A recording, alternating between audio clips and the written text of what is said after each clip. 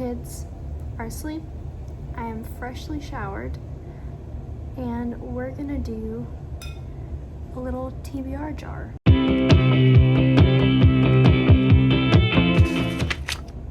Also, ignore the fact that I don't have my microphone. I got a new phone which requires the USB-C, and I only have like the old, I don't know if you can see that, the old like plug-in, and I have an adapter, but the adapter is in my room, which is where my daughter is sleeping. So we're just gonna go without a microphone. This is a very like unstructured, unfiltered video today. So I created a little TBR jar of my own, and though I do not have an extensive TBR by any means, I wanted to do this video and kind of just as a fun thing. So yeah, basically if I don't have the book on my shelf, I'm gonna go to the library and I'm going to pick a random book that fits that category. I think this is gonna be fun. I think it's gonna get my foot in the door into certain authors and certain types of books that I'm not used to reading, and I think it'll be a good thing. Now, when I was making this, I definitely had certain books in mind of what I'm looking for, and yeah, so I'm really excited. Like I said, I just want to get my foot in the door with different authors and different book styles. While I predominantly read fantasy, romance, romantasy, and Christian nonfiction, I would love to step my foot into other genres as well. Maybe a little bit more horror, thriller, mystery. Like, I definitely love those, but it's not something I gravitate towards from the very beginning. So without further ado, I am going to pick 5 different prompts. It doesn't mean I'm going to read every book that I pick, simply because sometimes I just obviously am too busy, but I'm gonna try my hardest to. So let's pick them. Number 1, we have a book that takes place in a different country. Okay, I have a lot of fantasy on my shelf, and I don't think that counts towards like a different country because it's not like a real place, a real country. So I'm gonna save this one for the library, and we will see. I do have a few books on my shelf. I have a few books on my Libby. I've been really wanting to read a book that gives me Mamma Mia vibes. There's a few. There is a Mamma Mia Summer. There is, okay. Like I said, there's a few that I'm thinking of, but we will see. So that one will be a library pick. So the first book that I picked for the category of a book set in a different country, I'm going to read The Sisterhood of the Traveling Pants. This is a young adult book about a bunch of friends who magically can share the same pair of pants, and so they pass it to each other all throughout the summer. And this book is set in, I want to say, 3 or 4 different settings. So 2 of the settings are in the United States, one's in Spain, and another one is in Greece. So it kind of has like multiple different countries, multiple different settings. So I'm going to read that because that's just like a fun, easy book that just seems like something fun to pick up. Number 2, a book set in a different time period. Okay, I'm gonna have to pick the Lessons in Chemistry because that book has been on my TBR for almost a year now. So this is Lessons in Chemistry by Bonnie Garmis, and this is about a woman, like a very feministy woman, in science, and she, from my understanding, has to kind of like prove herself in her field. There's a little bit of romance, but to my understanding, that's like not the main focus. I will say I'm a little intimidated by this book because, I don't know, to me it's big. Is it big to you? Okay, I guess it's not that big. It's like 400 pages. But I'm a little intimidated by it because it's not something I normally pick. But that is the point of this TBR jar, is to pick books that I wouldn't normally pick and get my foot in the door with certain authors and certain things like that. So, lessons in chemistry. That's book number 1. Okay, we have 3 more prompts that we need to pick. Oh, I don't know why I'm like anxious to read this. I think it's been so long since I've picked up one of these books that I'm just a little like, I don't know what the word is. So, a Christian nonfiction book. It doesn't say whether I have to have read it or not. I'm gonna pick a few and then I am going to bring them over.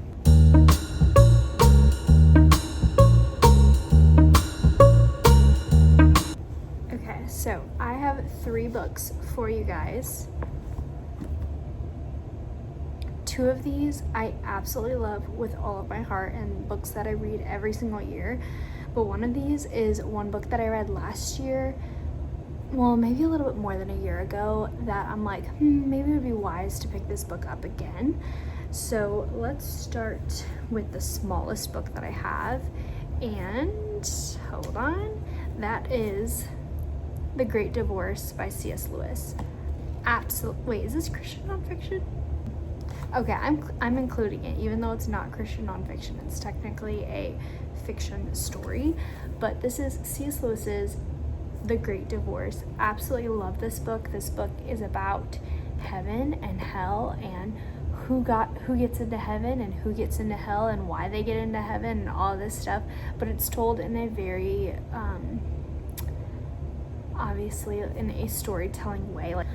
Like, it's not in a boring way. It really makes you think and have perspective about your own thoughts, your own way of living, and I just have always loved this book. I first read it in high school, and when I finally understood what I was reading, I was like, oh my word, this is a beautiful book. This is amazing. Everyone needs to read this. So this is like my first vote. My second favorite book that I just read within last year that I've been obsessed with is Tilly Dillahay's My Dear Hemlock. If you haven't read this, this is a retelling of the Screwtape Letters by C.S. Again, this is not a Christian nonfiction book. I literally don't know what nonfiction is, apparently, but I'm including this because I love it. I guess I'm just gonna like make it like a Christian book in general. Like, it's not necessarily Christian nonfiction. This is an advanced reader's copy, which I was lucky enough to have a publisher send this to me maybe a year ago, and when I read it, I was like, whoa, this book will have you feeling convicted, it'll have you reflecting on your own life, but essentially it is a retelling of the Screwtape Letters. So it's told as if, Satan and his demons are trying to get a young married Christian woman to fall away from the Lord, or to like not live a set apart life. And so it kind of takes you along this journey of like how the demons try to distract her and her relationship with God and like take her away from that. And it really shows you like, oh wow, like I didn't truthfully believe that these things that I was doing was sinful, but now I can see how it is, and now I can see how it's ruining my relationship with God, relationship with other people, all these things. And I absolutely love this book. I mean, like, there's so many highlights in here and so many like dog-eared pages and everything. Like, it was just so good. I gave this to my sister and she was like, dang, that hits hard. So this is My Dear Hemlock by Tilly Dillahey. And the very last one, we have Memory Making Mom, Building Traditions That Breathe Life into Your Home by Jessica Smart. This book is written by a young Christian, well, not young, but a Christian mom who basically writes about how to be a fun mom, how to create traditions and those memories in your home that aren't necessarily like big and like huge traditions. Like, you know, some people have traditions where they take their kids to Disney every single year, or they go on a Bahama cruise. But she's talking about how can you create traditions and like make memories in your daily life, in your daily living with your kids. And I read this before my son had turned a year old, I believe. And now that he is 2, I feel like this would be a really good book to pick up again, because he's at that stage where he can recognize traditions, he can recognize patterns in our day, in our week, all that stuff. And so I think this would be a good book to pick up as well. But I'm really torn. I'm very much torn. If I'm being honest with you guys, I don't really want to read The Great Divorce right now. As short as it is, it's not something I really want to read. I think I'm gonna do My Dear Hemlock by Tilly and save this one for another month, because this book is something that I just feel like I need to refresh my mind and my heart in again. Again, I know this isn't Christian nonfiction, but I'm making my own rules here. Okay, I'm making my own rules here. We're gonna read this book. Okay, we have 2 more prompts that I'm going to pick. Let's see. A book I know nothing about. This is gonna have to be another library pick, so I will insert a clip whenever I do find that book. But I kind of want to read Remarkably Bright Creatures or Project Hail Mary, because those are really popular books right now, and I don't like, the only thing I know about Remarkably Bright Creatures is that there's an octopus and a lady who's like the janitor at the aquarium, and like somehow they become friends. Like, that's all I know about that one. And then like Hail Mary, like I literally don't know anything about that one other than it's about space and that Ryan Gosling plays like the main character in the movie. So that's literally all I know. So we'll see what I find at the library, if I can find those books. However, I've been trying to get Remarkably Bright Creatures on Libby and at the library, and it's literally telling me that I'm gonna have to wait like 3 months before I can actually read it. I'm like, I don't want to read it in 3 months. I want to read it now.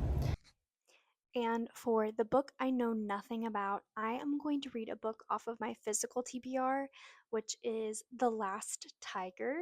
This is a gorgeous cover, and I literally only picked it because of the cover and the sprayed edges. I didn't know anything about this book when I picked it up, so I'm looking forward to read it.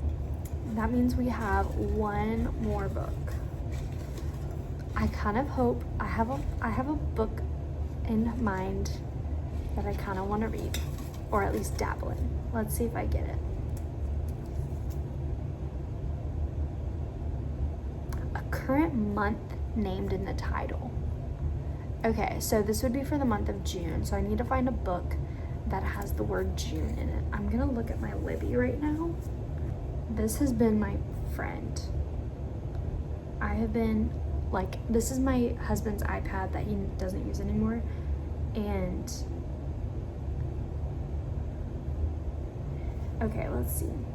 This one's literature, and it's a thriller and suspense. It's literally just called June by Miranda Beverly Whittemore, and it says 25-year-old Cassie Danvers is holed up in her family's crumbling mansion in rural St. Jude, Ohio, mourning the loss of the woman who raised her, her grandmother June. But a knock on the door forces her out of isolation. Cassie has been named the sole heir to legendary matinee idol Jack. Wait, did I say that right? Matinee? I don't know. Idol Jack Montgomery's vast fortune. How did Jack Montgomery know her name? Could he have crossed paths with her grandmother all those years ago? What other shocking secrets could June's once stately mansion hold? Soon, Jack's famous daughters come knocking, determined to wrestle Cassie away from the inheritance they feel is their due. Together, they all come to discover the true reasons for June's silence about that long ago summer when Hollywood came to town, and June and Jack's lives were forever altered by murder, blackmail, and betrayal. As this page-turner shifts deftly between the past and present, Cassie and her guests will be forced to re-examine their legacies, their definition of family, and what it truly means to love someone steadfastly across the ages. Interesting. Okay, I'm gonna save that onto my thing. Let's see what other ones there are. I just want books. I don't want audiobooks. Okay, this one's Christian, it sounds like. Woman with religious upbringing, high morals, and a strong sense of adventure, willing to marry decent, God-fearing men. Applicants may apply by mail, must allow at least 2 months for an answer. Like her sister before her, June leaves her Michigan home to embrace her future as a mail-order bride to a young Washington state pastor. Okay. But from the start, nothing works out as June expects. Caught up in her fiance's vision for an elaborate tabernacle that would befit God's glory. Okay, I don't like the sound of this book. This sounds a little cult-like. Sounds a little cultish. Yeah, we're gonna not do that one. Okay, here's another one. This is called The Unmaking of June Farrow. So it has June in the name. It's about a woman who risks everything to end her family's century-old curse, solve her mother's disappearance, and find love in this mesmerizing novel from the author of Spells for Forgetting. There's some time travel in it, apparently. Okay. I'm gonna save this on my tag. Let's see. Okay, the question is, do I want to read a thriller or do I want to read a fantasy romance?